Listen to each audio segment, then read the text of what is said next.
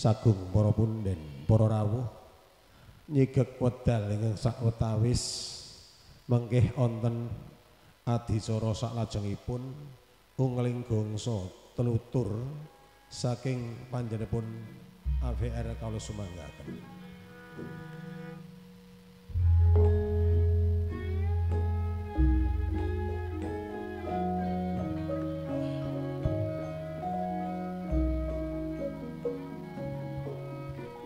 Amit pasang aliman tapit tinebehno saking bebendu siku dendaning Maha Agung.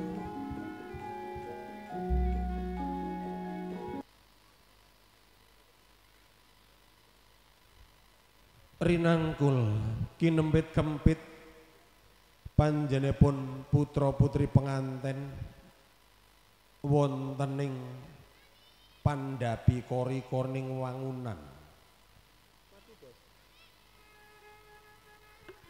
Mboten sanes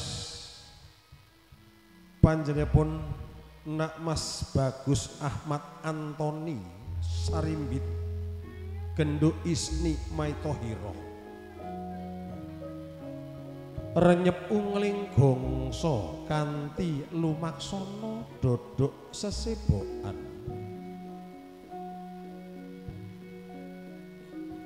Kepareng matur wonten ngarsanipun Kanjeng Rama Ibu hanamung tansah nyuwun tambah berkahing pangestu duh Kanjeng Rama.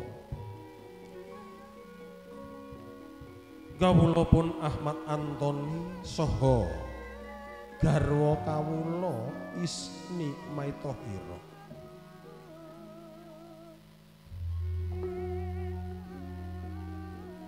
Andodo kori kaping 3 kadya jelek sinendal mayang penggalihipun Rama nampi sungkemanipun ingkang putra kekalih. Duh Kanjeng Ibu ingkang tansah tinanggenah kawula bekteni kawula maraksa mboten sanes tangkeping asta nyuwun idi pangestu kepareng hambika marga agung lelumban wonten ing madyaning bebrayan senjata pamungkas Rama Ibu ingkang kawula suwun langgung-langgung kula pun Isni Maitohiro andhap asoring manah Rama Ibu nyuwun tambah berkahing pangestu anggenya hangrakit sekar cempaka mulya. Mugi Rama Ibu saged atur senjata pamungkas anggen kawula gesang ngabiyantara lumban wonten ing madyaning bebrayan agung. Iya nggih putraku sak kaloron kaya-kaya durung tutuk anggon ibumu.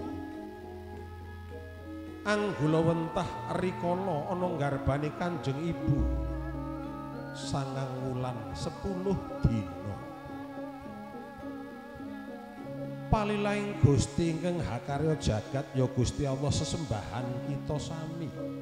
Punang jabang bayi kalairaken kawujudan kakung miwah putri ingkang kaparengan wasiat asma Ahmad Antoni ugi pun Genduk Isni Maitohiro.